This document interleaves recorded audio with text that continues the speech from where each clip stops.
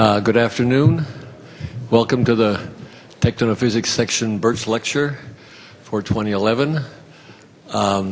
Before we start with Michael Manga's talk, I want to take a couple of minutes to award the Jason Morgan Award to Derek Keir. The Jason Morgan Award is a young investigator award that was created by Technophysics section 2 years ago, so Derek is only the second recipient of that award, and is the first recipient of the award since the name was changed from just Early Career Award to the Jason Morgan Award.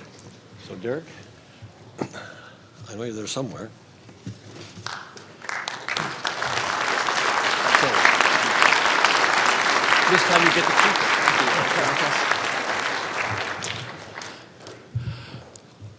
So now to the business at hand.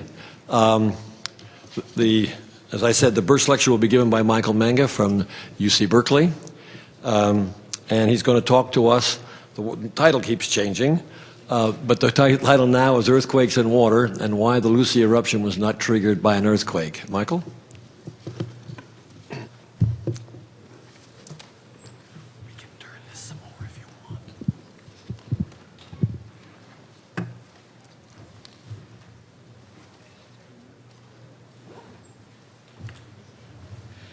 Distant earthquakes are well known to induce a wide range of responses in both surface water and in groundwater. And a couple examples are illustrated here. On the left, we have mud erupting up the side of this wall in Taiwan after the 1999 Chichi earthquake. That's a motorcycle for scale. On the right, we have a well that becomes artesian after the Sumatra earthquake in 2004. Before the earthquake, water level was well below the ground surface, and this fountain reached heights over 50 meters.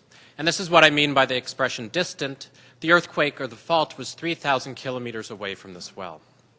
These kinds of phenomena are often viewed as being mere curiosities, in part because their occurrence is limited in both space and in time.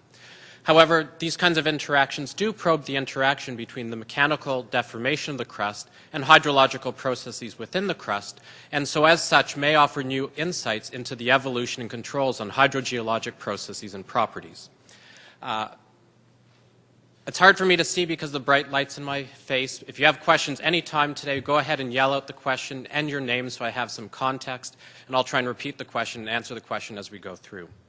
Now, over the last year, I've had the great pleasure of working with one of my colleagues at Berkeley, Chi Wong, who's sitting near the front here, on a variety of topics that connect earthquakes to water, and we recently wrote a book reviewing many of these topics.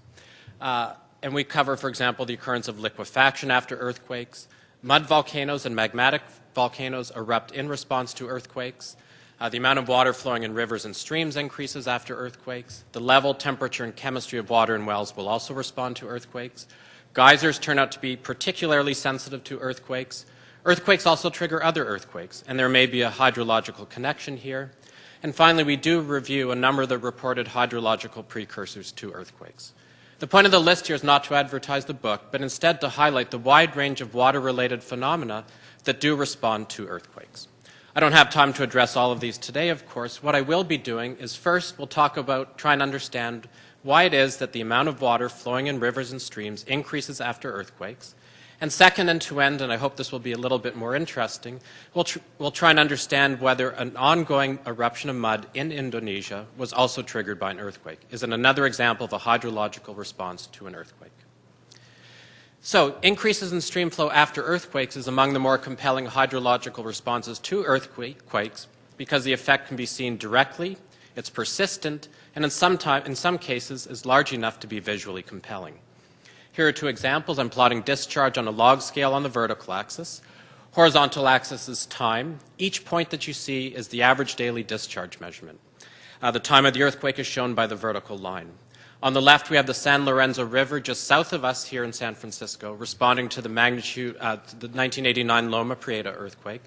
On the right, we have the Mattole River in Northern California, responding to the magnitude 6 Honeydew earthquake. And you can see that discharge increases by about a factor of 60 for the case of the Loma Prieta earthquake. These kinds of phenomena have been documented for a couple thousand years. For example, Pliny wrote about this in his encyclopedia published in 79 AD. But I think it's fair to say that even to this date, the origin of some of these responses remains largely unknown. In the title, I also use this little word distant here, and this is because we're going to be focusing on responses that occur typically one fault length or more away from the ruptured fault. So we're not going to be looking at processes that occur within the fault zone itself. Now, if you look in the literature, the reason discharge goes up after the earthquake, though, is pretty easy to guess. Discharge is governed by Darcy's equation, Q is discharge. And so you can imagine two possibilities. First, that the hydraulic conductivity K increases after the earthquake, or equivalently the permeability. Or second, or in addition, hydraulic head gradients increase after the earthquake. And if hydraulic head gradients increase, water must be released from some place where it's stored. Now, if you look in the literature, you can find three general classes of explanations for these phenomena. The first is that volumetric strains associated with slip on the ruptured fault cause some parts of the crust to contract, others to expand, and discharge will increase when the crust contracts. I'm going to several times over the next 35 or 40 minutes or so refer to two types of stress. When I talk about static stress or static stress changes, I'm talking about permanent changes in stress associated with slip on the ruptured fault. And these are to be contrasted with dynamic stresses. These are temporary stresses associated with the passage of seismic waves. So the second possibility is that either these static stresses or the dynamic stresses somehow change permeability. And an extreme case of this would be that some kind of subsurface barrier or seal is breached by the earthquake. And the final possibility is that the excess water we saw in those streams originates from the shallowest subsurface, owing to the consolidation and compaction of loose near-surface materials that squeezes out water into the streams. So I list these different hypotheses on the left and some of the predictions they make on the right, because what I'd like to do next is systematically go through these hypotheses and try and test them with observations. So for example, for the coseismic stress hypothesis, we would expect discharge to increase if the crust contracts. If permeability changes, we would expect to see permanent changes in how water is delivered to the stream.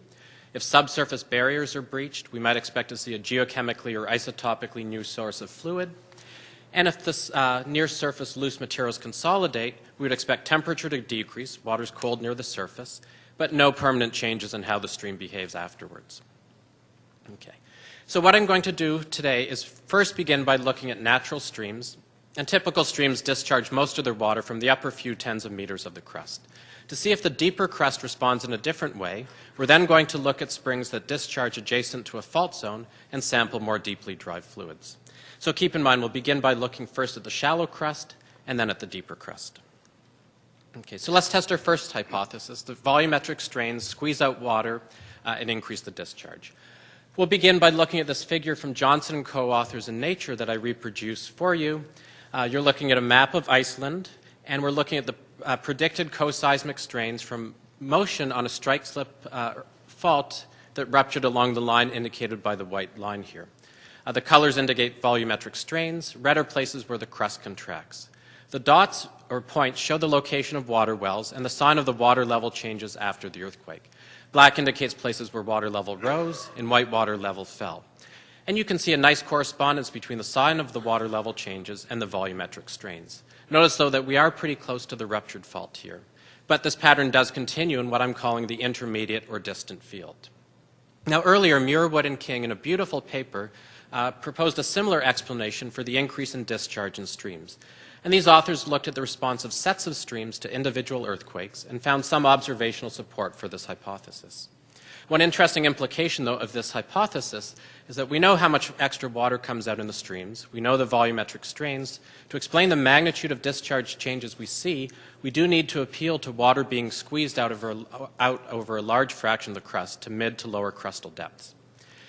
So what I'd like to do now is look at the response of a single stream to multiple earthquakes. So to do this, I looked through the entire USGS streamflow catalog to look for a stream that responded multiple times to earthquakes. And I found one example, Sespe Creek in Southern California. Sespe Creek's gauge is located where the red dot is located here. This gauge has a nice advantage that it's draining a wilderness area, so the basin is unaltered and unregulated upstream of the gauge. The focal mechanisms you see here are a bunch of big earthquakes that occurred since the stream was gauged. Black are earthquakes that cause no change. Red are earthquakes that cause discharge to change. The one with red dots here is the San Fernando earthquake. Discharge went up, but then it started to rain a couple days later, and any rainfall obscured what response there might have been to the earthquake. So we can now calculate the volumetric strains induced by all these earthquakes. And in all cases, discharge increased. For two of the earthquakes, the Kern County earthquake and the Landers earthquake, they did in fact cause the basin to contract. However, the Northridge earthquake caused the basin to expand, yet discharge still increased. So I'm going to argue our static stress hypothesis fails the most basic test, that we should see a correspondence between volumetric strains and the sign of the response.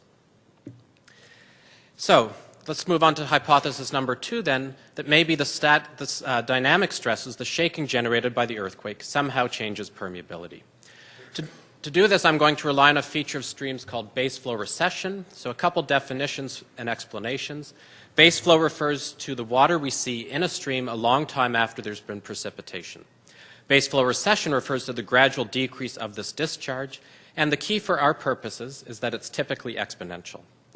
So why exponential? I've written down for you the groundwater flow equation. You get this equation, if you haven't seen it before, by taking Darcy's equation plus combining it with the statement of conservation of mass. H is hydraulic head, K is hydraulic conductivity, S is whatever storage property is relevant.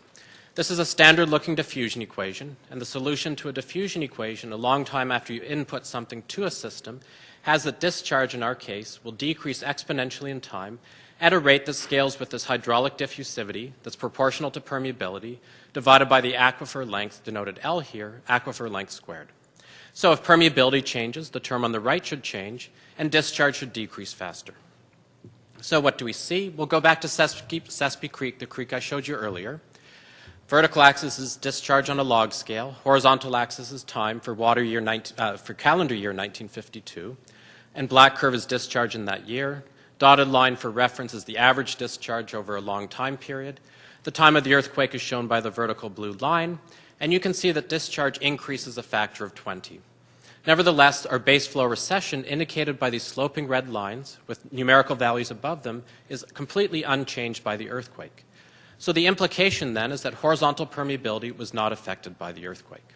Now, I did look at the response of all the streams that responded to the 5 or 6 large earthquakes listed down at the bottom of the screen, and for none of these could you find any evidence that discharge characteristics changed. So this leaves us with our third hypothesis, that the shaking generated by the earthquake is somehow releasing water from some place where it's stored. Now here we can imagine two possibilities. First, that the shaking consolidates and compacts loose material. This decreases pore volume, increases pore pressure and water levels, and this extra water then is discharged into the stream. The second possibility is that maybe the shaking somehow increases vertical permeability, allowing water to drain into the aquifers that provide the water to the streams. So first, why was that first hypothesis even considered and proposed in the literature? It's because there turns out there's a correspondence between where we see the occurrence of liquefaction and when we see changes in stream flow. This is a busy, complicated plot. It'll be relevant for the end of the talk, so I'm going to try and talk you through it. Horizontal axis represents earthquake magnitude. Vertical axis is distance between the epicenter and a variety of different types of hydrological responses to that earthquake. In the green that's not showing up for future reference are mud volcanoes that erupt in response to the earthquake. Changes in stream flow are red. Occurrence of liquefaction is in blue. Okay. For reference, a sloping black line is an empirically drawn threshold distance, which means that above this line, people haven't documented these phenomena. They have below. This is a global compilation of observations that does not include responses to the recent earthquake in Japan nor the Christchurch earthquakes. And while this line is empirical, it does turn out to be a line of constant seismic energy density. Okay, and you'll notice this threshold line is roughly the same for the occurrence of liquefaction as it is for changes in stream flow. So the key to answer this question, what's the mechanism here, is to figure out where the excess water is coming from. To do this, we're going to turn to Taiwan, an island produced by the oblique convergence between the Philippine Sea Plate and the Eurasian Plate. And in particular, we're going to look at the response of hydrologic systems on a large alluvial fan located on the west side of the island, where an extensive network of monitoring wells and stream gauges recorded in great detail the hydrologic response to the magnitude 7.5 1999 Chi-Chi earthquake. The ruptured fault is shown by the red line here. All these circles are monitoring wells which have a great record that I'm not going to talk about. The blue lines are streams, the triangles are stream gauges. And importantly for what I'll show you next, there are streams that originate on the alluvial fan, and there is widespread liquefaction on the alluvial fan. There are also streams that originate in the mountains and then cross over the alluvial fan. So what do we see? Vertical axis is the logarithm of discharge, horizontal axis is time. The dots are the average daily flow measurements, the time of the earthquake shown by the arrow, histogram is precipitation. And you can see once again after the earthquake discharge increases and our base flow recession, indicated by those sloping lines, is unaffected by the earthquake, implying that horizontal permeability did not change. And this is a stream that originates in the mountains. So we'll now look at a stream that originates on the alluvial fan where again there was widespread liquefaction. Log of discharge versus time, dots are the daily flow measurements, time of the earthquake, the arrow. And you can see there's no response, no change in stream flow in this case. So this implies that the excess water we see originates in the mountains where there's very little loose material that could potentially consolidate or liquefy. So how do we think where is this excess water coming from? The mountains here consist of interbedded sandstones and shales. And we imagine that after the earthquake, the shaking generated by the earthquake opens up or clears subvertical fractures or joints, allowing water to drain from less permeable units into more permeable units that provide water to the stream. On the bottom is a schematic illustration of a conceptual groundwater flow model you could come up with. And we can actually solve the groundwater flow equations for this kind of conceptual model and have a theoretical prediction for what the response might look like. I did want to point out, though, that there is observational support for this hypothesis. There are widespread reports of tunnels being flooded in the mountains, water levels in the mountains decreased. Here's our first connection to the work of Francis Birch today. Water temperatures in the wells also decreased after the earthquake, and this will be described in more detail in a paper coming out in Geology in February 2012 with lead author Chi Wang. And we argue in that paper that the effect of permeability changes produced by the earthquake has a significant effect on any inferences about the heat flow that you would measure from borehole temperature measurements. Oops. I'm going to skip the equations, the solution, and simply say that we can fit our theoretical model for that conceptual model I showed you earlier to the observations. Right, so log of discharge versus time. The black curve is the theoretical model here for Sespe Creek earlier. And point out that even though it's a simple one-dimensional, one-parameter model, we do capture the changes we see quite nicely. So, we can integrate that model over time to determine the total amount of excess water that was released after the earthquake. And it's a pretty good amount. It's a cubic kilometer of extra water. We estimate that in Taiwan there's about 50 cubic kilometers of water stored in the crust. With a recurrence interval of big earthquakes of 100 years, we would predict that earthquakes are flushing the subsurface of water on timescales of 10 to the 4 years, obviously a short geological period of time. Okay, so far what we've done is we've looked at the response of one stream to many earthquakes, and then a response of a set of streams to a single earthquake. And these observations, interpreted in a framework provided by groundwater flow models, imply that horizontal permeability did not change, implying that water was released from storage. Since we do not see a correspondence between volumetric strains and the response we see, we suggest that instead vertical permeabilities increased, allowing water to enter aquifers and drain more rapidly. And why vertical permeability? Vertical permeabilities are typically much smaller than horizontal permeabilities, so you can imagine a change in permeability will have a bigger effect on the vertical one than the horizontal one. And without showing you any details, I'll simply point out that people do lab experiments and there are other field measurements that show that the kinds of shaking, and by this I mean amplitude and frequencies, generated by earthquakes at intermediate to even far field distances can in fact change permeability. Okay, now the streams we were just looking at are draining the upper few tens of meters to perhaps a few hundred meters. And you might wonder whether the deeper crust might respond in a different way. So to do this now, we're going to turn to a set of springs that discharge adjacent to one of the faults in the San Francisco Bay area. The map that you're looking at on the left is the southern part of the San Francisco Bay right here. This is the Hayward Fault, the Calaveras Fault, the San Andreas Fault somewhere over here. And we're going to look at a set of springs known as the Alum Rock Springs, where the white dot is located. Here, a set of springs that range from small seeps to tunnels discharge into the topographic low created by a stream.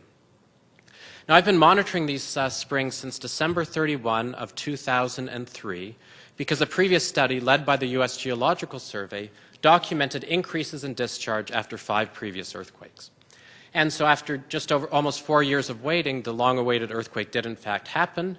It was a magnitude 5.5 earthquake that's called the Alum Rock earthquake. It occurred at the location indicated by the star on the Calaveras Fault. Now, I said that these springs are discharging more deeply derived fluids. How do I know this? First, there's no tritium in the water. This implies that tritium has a half-life of just over 12 years. This implies an insignificant amount of the water has seen the atmosphere within the past 40 years. Second, stable isotopes in geochemistry also suggest a source of more deeply derived fluids. On the left, I'm plotting hydrogen isotopes versus delta 18O. Sloping black line is our meteoric water line. Square is water in the creek, 2 small springs in the upper part of the basin and triangles.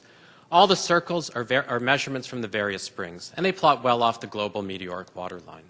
This oxygen isotope shift is replotted on the horizontal axis on the right versus chloride concentration in parts per million, and you can see that they're correlated and get quite high. This is up to 6% of seawater or so.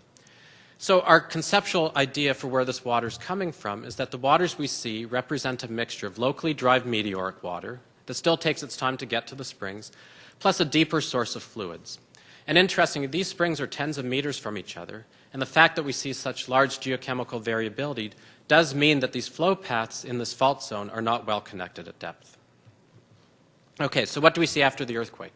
Here's a variety of things that we can measure after the earthquake. Again, colors didn't come out so well. Horizontal axis is time and days since the earthquake. We've got precipitation. This is our key, discharge, oxygen isotopes, temperature. Green and red are 2 of the largest springs. For reference, the horizontal line is the average value before the earthquake. The bars show the variability before the earthquake. So discharge increases a factor 3 to 4 for these springs. Very little change in oxygen isotopes or temperature. Okay, so a general summary of what we see. And I'm not going to show you this data because most of it's not relevant for testing our hypotheses. But first, discharge always goes up. Peak discharge occurs within a couple days. Even after a few years, discharge still remains elevated. No clear change in temperature or geochemistry. If anything, we see a small shift towards a shallow water component. I will show you the last 2 points because they are relevant for testing our hypotheses. This is a list of all the earthquakes for which there were reported changes and increases in discharge. Importantly for our purposes is the second last column, the sign of the volumetric strains. D indicates that the basin expanded, C that it contracted, a dash is we're close to a nodal plane, so very little volumetric strains. In every case, discharge goes up, and so once again, we do not see a correspondence between the sign of strains and the sign of the response we see. There is, again, a nice relationship between earthquake magnitude and how far that earthquake is and whether or not we see a response. So again, earthquake magnitude, distance between the earthquake and the springs. All these stars here are earthquakes that caused a response. Okay. So once again, we can come up with conceptual models to try and interpret and understand what we see. Here are 2 examples of conceptual models. On the left is what I'll refer to as the increased permeability model, where we imagine that the permeability of a fracture zone feeding the springs increases. On the right, we'll imagine that for some reason, fluid pressures increase after the earthquake. Once again, we can solve the groundwater flow equations for these models analytically and fit the solution to the observations. So here's what we see. Discharge on the vertical axis, time and days since the earthquake on the horizontal axis. Points are the measurements. Black curve is the best fit permeability increase model. Green is best fit fluid pressure increase model. Let me point out that any model you come up with will do an okay job at capturing what we see because this is what solutions to diffusion equations look like. But we prefer the increased permeability model here for 2 reasons. First, statistically it fits the data much better. But second, it explains why discharge is elevated now a few years after the earthquake.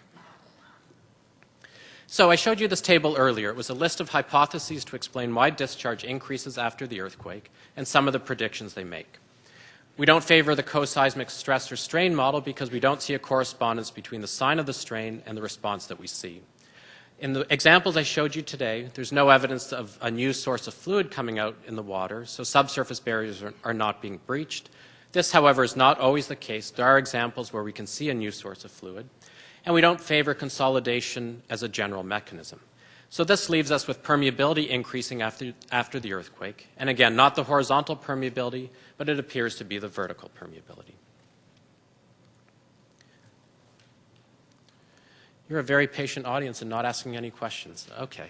So on May 29, 2006, a mud eruption, now nicknamed LUSI, began erupting in the outskirts of the city of Sidoarjo in Indonesia. And so to end, we'll consider the possibility that this mud eruption is yet another example of a hydrological response to an earthquake. So a little bit about mud volcanoes. As the name suggests, these are features that erupt mud. Big mud volcanoes can erupt mud that originates at depths of a few kilometers. They can create volcanic edifices a few hundred meters high and a few kilometers across. They're not exactly uncommon. There's, say, 1,000 or so large ones worldwide. But I think it's fair to say they're much less well studied than their magmatic counterparts. Now, this eruption was exciting, at least to me, because it occurred in a suburban setting. Its birth and subsequent evolution are exceptionally well documented. The eruption is going to begin just over 100 meters away from the tip of this arrow. And this is what the same area looks like after the eruption. The mud in gray is obviously being contained by some man-made structures. The area covered by mud here is 7 square kilometers. Now, the other unique feature about this eruption is that it also occurred just over 100 meters away from a 3-kilometer deep gas exploration well that it was in the process of being drilled. So we have unique information here. We know exactly what the subsurface was like just prior to an eruption. Now, this well, of course, you can imagine, has also been the source of some controversy because given where the mud erupts relative to the well, you might wonder whether the well played any role in the eruption. The drilling company says no, and instead attributed the eruption to an earthquake that occurred 2 days earlier. So this is the question I'd like to address now. Was this eruption caused by an earthquake? Is it another example of a hydrological response to an earthquake? Just a few pictures to give you a sense of perspective and scale if you haven't seen these in the popular media. This is the main vent. Eruption temperature is close to 100 degrees Celsius. So you're seeing a cloud of condensed water vapor. The primary gases here are CO2 and methane. And the eruption rate is about 100,000 tons of mud every day. Recently, it started to decrease to as little as 15,000 tons per day. Main vent in the background and buildings in the foreground for scale.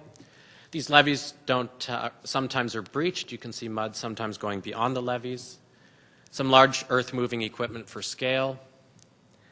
And this was apparently one of the largest, taller buildings in the town prior to the eruption. So obviously a destructive event, though it has unique information about the process. You can imagine with this much mud erupting to the surface, there's going to be tremendous amounts of subsidence, in fact, up to a few centimeters per day. And so this leads to continuous disruption of transportation and communication infrastructure. And it's this infrastructure damage that leads to the large economic consequences of this particular eruption. Okay.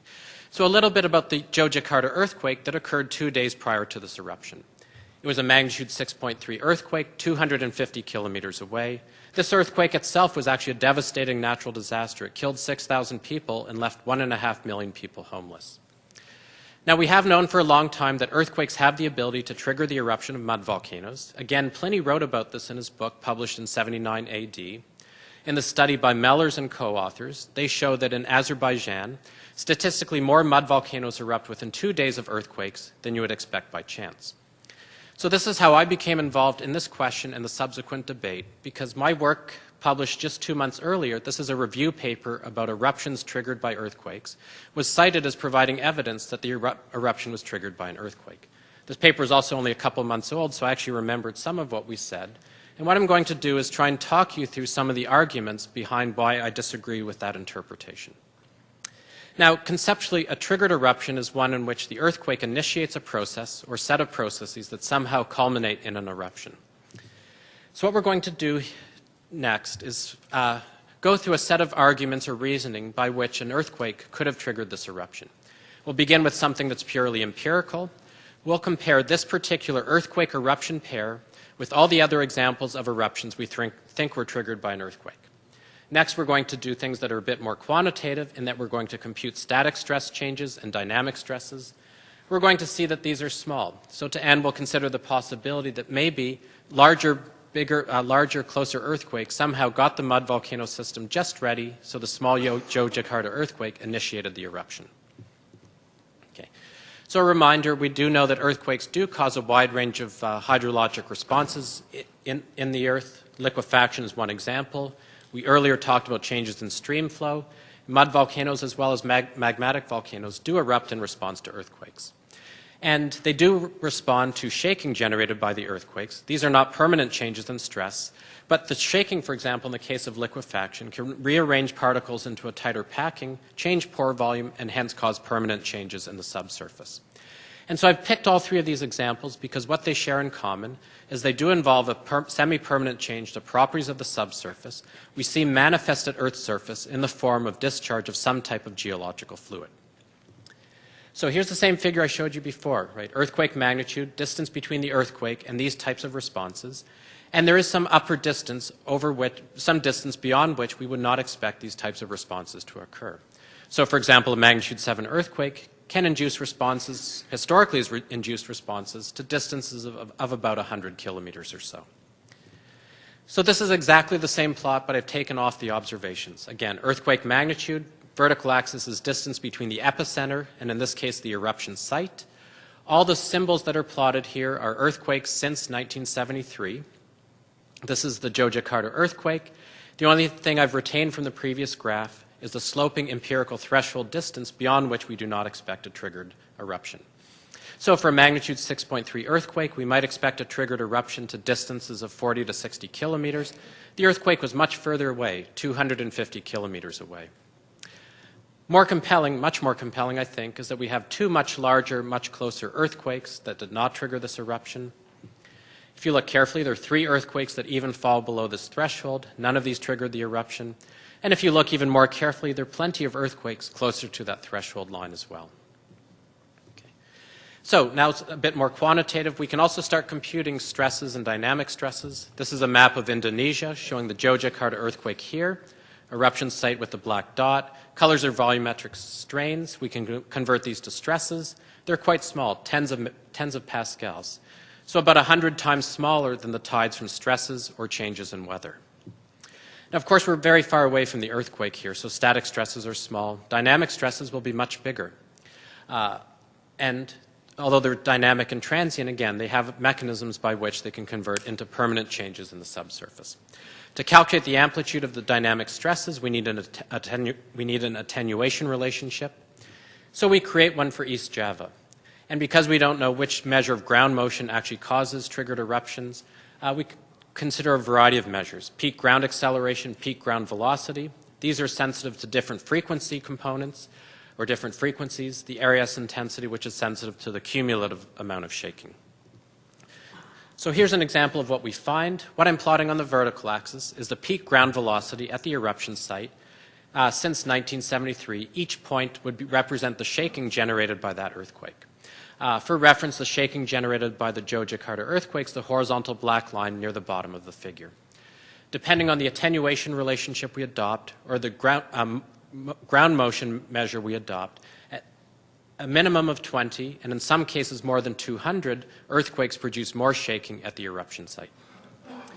So, to better understand actually how it is that shaking can trigger eruptions or change eruptions, we do actually do real measurements on real mud. So we get mud from this LUSI mud eruption and make rheological measurements on it. Basically what we do is we take the mud, we put it into a device called a rheometer. We can apply cyclic deformation by deforming the mud back and forth, back and forth. We apply a controlled stress and look at the response in terms of deformation. The deformation in phase with the stress characterizes the elastic behavior. The out of phase component characterizes viscosity. And we can vary the amplitude of the deformation and the frequency of the deformation. So here I plot the elastic modulus versus the amplitude of deformation for 3 different frequencies from 0.1 to 10 hertz. So we're covering the range of seismic frequencies. And what we see is that the strength of the mud starts to weaken when the amplitude of the deformation exceeds about 10 to the minus 3. This is much bigger than the strains that associated with earthquakes that change the behavior of the mud volcano or initiated its eruption. Okay. Now, Indonesia, of course, has lots of big earthquakes, and you saw that on the previous figures. Many earthquakes produce more shaking. Perhaps these larger earthquakes somehow primed the mud volcano system, so the small extra stresses from the Jakarta earthquake initiated the eruption. So what I'm plotting here on the vertical axis is the cumulative amount of shaking experienced at the eruption site since 1973. And when you see steep rises on this plot, this corresponds to time periods with large close-by earthquakes. Any pore pressure changes that might be induced by those earthquakes should dissipate or diffuse over time, because that's what pore pressure does.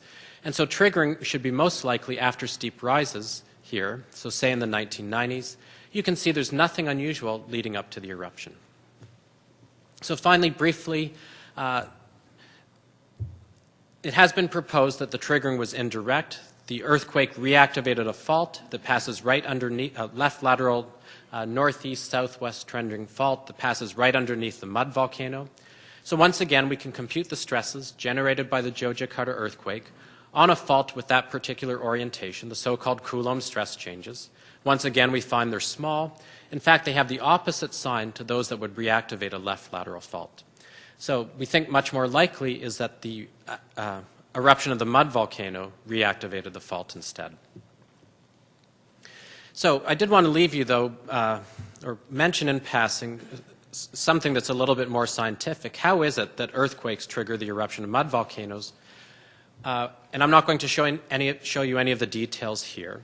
But briefly, we can take advantage of the eruption of a mud volcano in Japan 7 times in response to earthquakes, as well as our ongoing monitoring and study of much smaller mud volcanoes or mud pots in the southern Salton Sea in California, 2 earthquakes.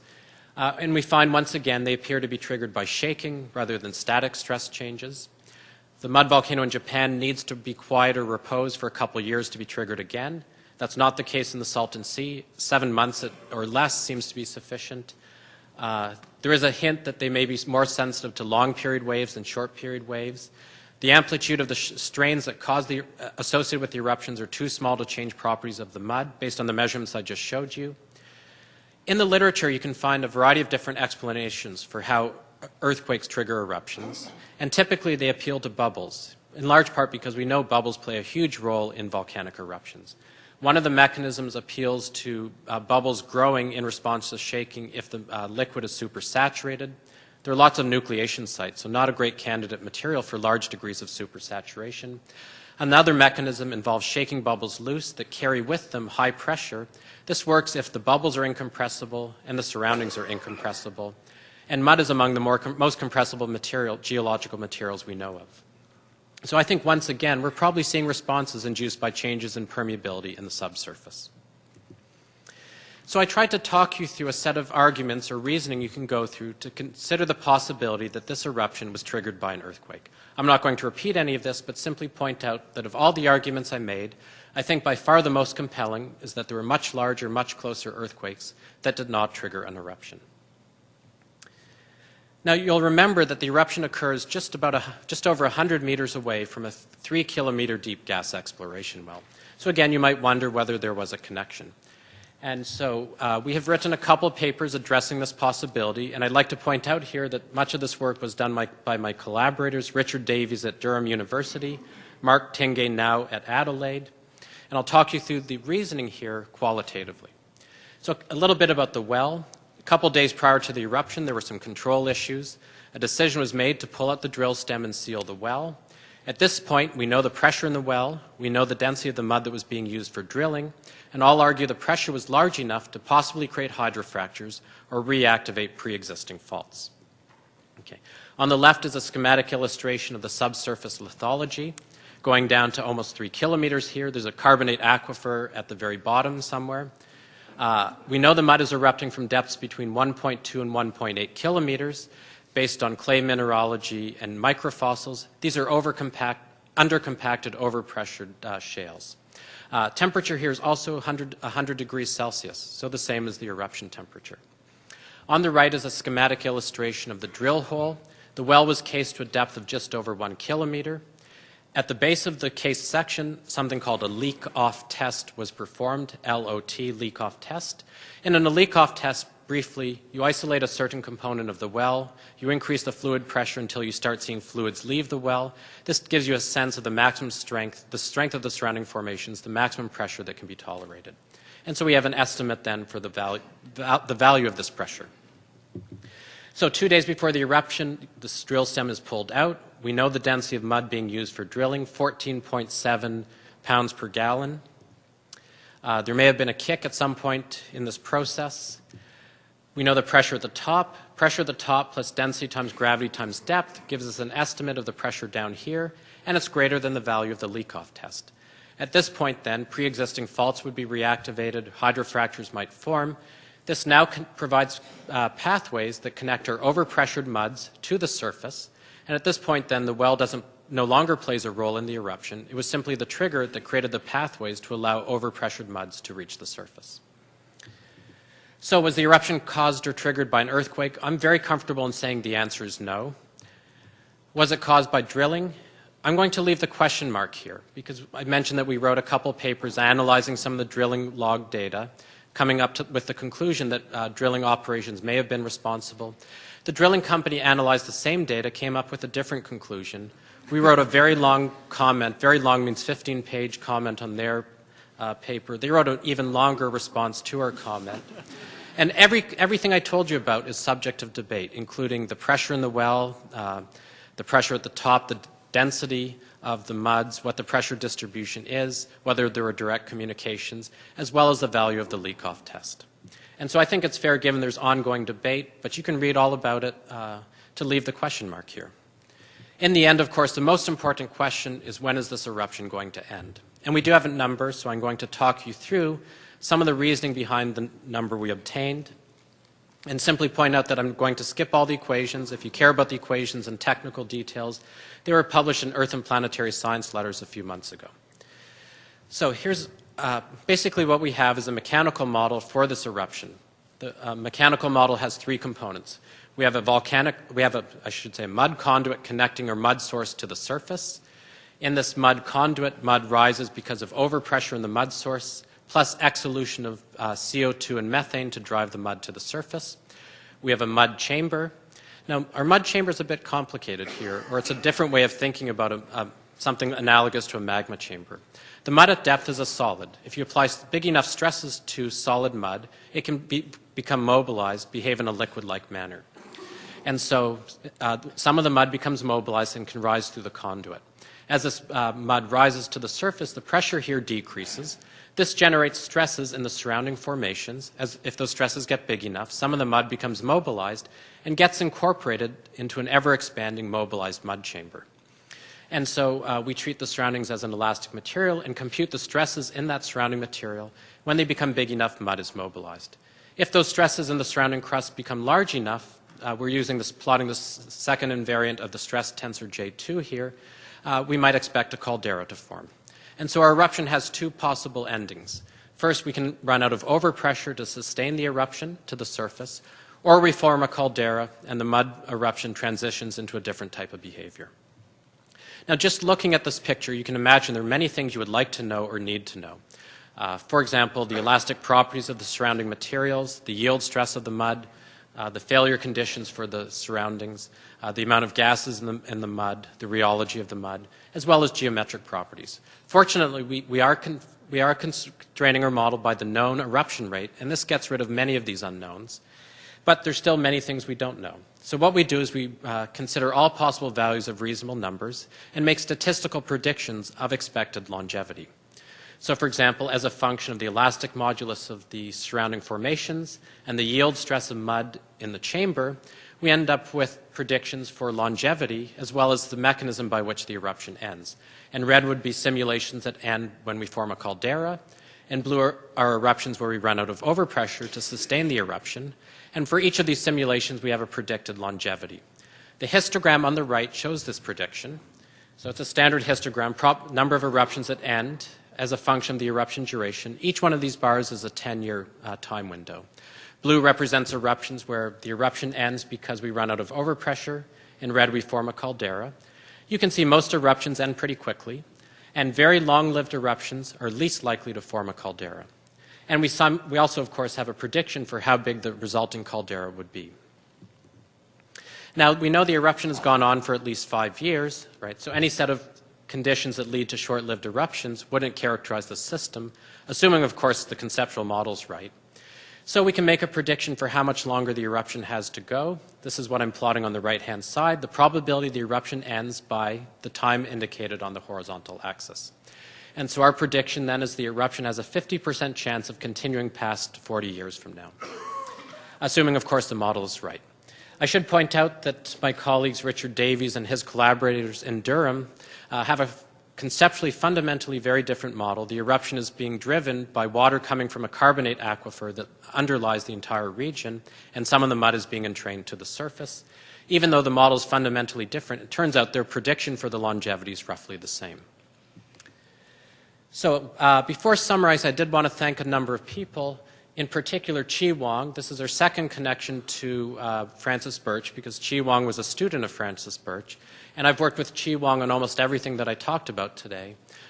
With Joel Rowland, we've been monitoring the springs just south of us at Alum Rock Springs.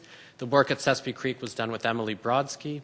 And a variety of people helped out with the mud volcano work, graduate students Max Rudolph, Leif Karlstrom, and Maria Brum. And then again, my colleagues Richard Davies in Durham and Mark Tingay in Australia. So the picture I'm showing you on the bottom illustrates some of the connections we've been talking about today between earthquakes on the left, a variety of types of hydrological observations you can make on the far right, through either changes in static stress or shaking, and a variety of processes. In fact, we're most interested in understanding what these processes are, and for the most part, I didn't tell you anything about that today. We focused on phenomenological observations. There is, however, a connection between what you see on the right and earthquakes, that changes in fluid pressure change effective stress and have the ability to influence seismicity in earthquakes. So it was actually with a little bit of trepidation I chose to talk about this particular topic today, because as, for example, Stuart Roystager wrote in Nature, right, this is a topic and subject that most people view as being just a curiosity.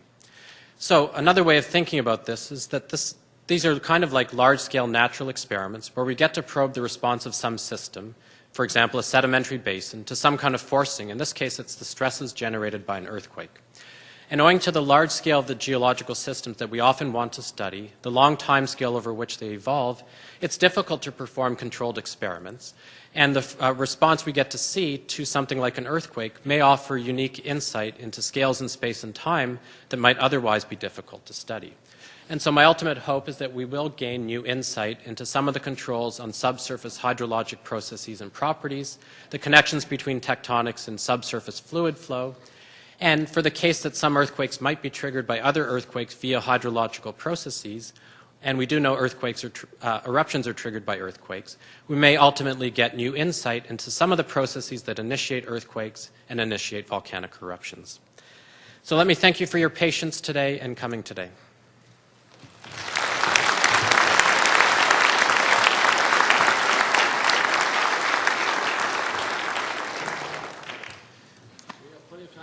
Questions, let me ask, please, to come to the microphone to ask your questions because they're being recorded.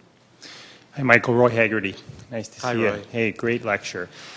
Question about the generation of changes in stream flow, and that is why aren't these more common, or the corollary, what are the characteristics that are required for it to happen in a more general way? I think these responses are not uncommon. I showed you a global compilation. Much of that's USGS streamflow data. I showed you Sespe Creek. Any earthquake that's big enough to cause a response at Sespe Creek does cause a response. So streams that do respond seem to respond to any earthquake that's likely to have a response. What's special about Sespe Creek compared to other ones? That I don't know. Yeah. But presumably it's a system that has the ability to change permeability in an amount that's detectable. The Christchurch earthquakes caused widespread streamflow responses as well.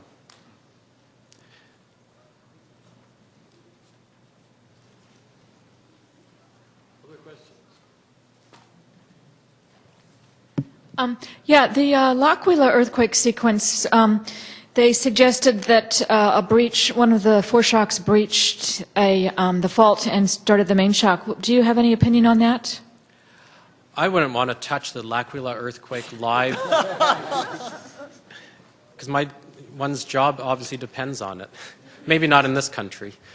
I haven't looked at the data in enough detail. But, of all places in the world with great monitoring to study hydrologic response to earthquakes and all the other geochemical signals, I can't think of any better place, any place with better monitoring, with high fidelity monitoring in space and time. Heiko Voigt, Potsdam. I have a question to the first part of your talk. You go for the permeability changes, and you argue that the vertical permeability is increased while the horizontal is not affected. So how come does the earthquake know not to affect the horizontal permeability? Because earthquakes are smart. So the key here is that permeability is anisotropic in the Earth. Horizontal permeabilities are much bigger than vertical permeabilities typically. So if you randomly created fractures or cracks inside an anisotropic material where the horizontal permeability is already high, horizontal permeabilities will be largely unchanged. Vertical permeabilities will be much bigger. So I think the fact that it seems to be vertical permeabilities is simply a consequence of the anisotropy of permeability. And did you figure out, did you quantify? Because if horizontal permeability is much higher, I fully agree, then it will mask any changes, any minor changes in the vertical permeability. Did you quantify this? To the extent that I showed you a conceptual model, then we solved the groundwater flow equations for that model where we allow vertical permeability to change but not horizontal permeability. And we match the observations very nicely. We can do this also for the borehole temperature measurements that changed after the earthquake by changing vertical permeability as well. So the data we have access to and that are available are consistent with changes in vertical permeability without appealing to any change in horizontal permeability. Thank you very much. Yeah, also on the first part, and you evaluate several mechanisms to trigger stream flow or enhance things. Is it possible that some mechanism will work under certain geological conditions? And there's not just a uniform one mechanism that controls everything? The answer to that question is most definitely and perhaps obviously. So I did list a whole bunch of mechanisms that you can find in the literature. And I think there are circumstances on which all of them surely must operate. When you're close to the fault, for sure, volumetric strains are large and they're going to change the amount of fluid flowing and the rate at which fluids flow. I think there are even cases where liquefaction is responsible for increases in discharge. In fact, I showed you Alum Rock Springs, just south of us. The stream that goes right by those springs also increased its discharge after the earthquake. And I see a change in oxygen and hydrogen isotopes consistent with water sitting in the shallowest subsurface being discharged after the earthquake, meaning water that's evaporated over the course of the summer. So I think there are situations where some of these mechanisms that I said probably can't be in general true, likely operate. But in general, most of the observations, in fact, all of the observations that I showed you can be explained by changing horizontal permeability. Having good geochemical data, I think, is key, in fact, for testing some of these hypotheses further, right? Including, in particular, looking at the response of a single stream to multiple earthquakes. And so I continue to collect data at Alum Rock Springs, and another earthquake's going to happen, and I'm going to be able to rule out, I'm sure, some of these hypotheses. Hi, Michael. This is Eric Deal. Hi, Eric. You showed the figure near the beginning with a really nice correlation between the level in the wells and the contraction or expansion of the crust. Do you have any alternative explanation for that? If you're saying the contraction of the crust is not what's squeezing the water out? That's a great observation, right? I started off with the static strain hypothesis by referring to a figure where we see a nice pattern of water level change that mimic volumetric strains. Some of those were close to the ruptured fault. Those are basaltic aquifers. And many of the stream flow responses we see are dominated by flow through unconsolidated, loose, near-surface material. So I think actually, in part, we're seeing different responses for different types of geological materials. Now, after the Christchurch earthquake, right, the deep wells, in fact, did see increases in fluid pressure everywhere. That was also a strike-slip event. So definitely the geological setting, the nature of the geological materials is key to the response you see, whether you'll see a signature dominated by volumetric strains versus static strains. Okay, thanks. Yeah. You can yell out a question. I'm happy to repeat it as well. Michael, you've been emphasizing the increases in permeability, so that's a one-sign response to earthquakes. Can you visualize decreases in permeability by earthquakes? The negative sign, not just the... I see some kind of fundamental asymmetry here. Why plus, not minus? Why the nature chooses plus instead of minus. It's an important observation, I think, that discharge almost always increases after earthquakes.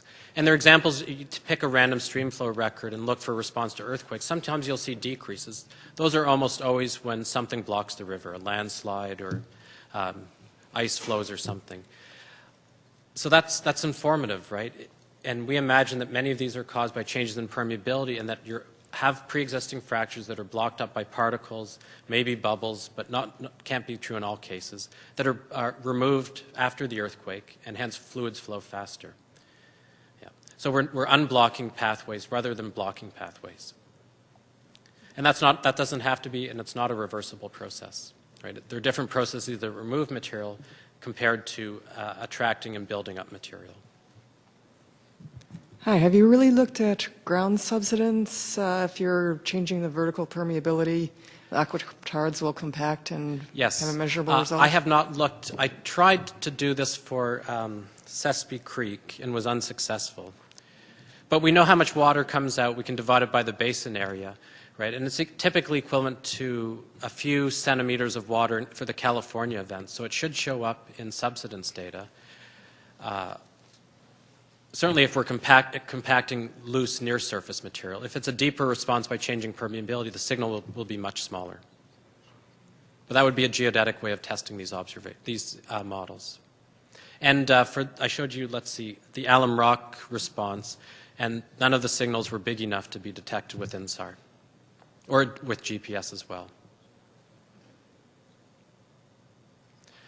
No one wants a comment on the mud volcano. Thank you.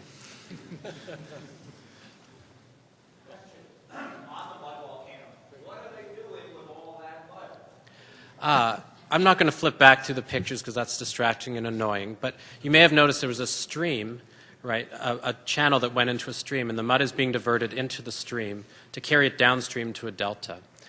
In fact, water is also being pumped from the stream right now into the area contained by levees to lower the viscosity to make it easier to move that mud. Yeah, with that much subsidence too, making sure the mud is going in the direction you would like it to go is not so easy as well. I'm not sure if anyone from the drilling company is here, but they could certainly comment in more detail on some of the engineering aspects. But major event, so it's a lot of engineering to deal with it. So now if you consider offshore cases, is the implication that you will systematically have an increase of the gas discharge at the seafloor emission sites? I don't know the answer to that question. But if permeability increases, you would expect fluid flow and gas discharge to increase as well, yeah, rather than decrease.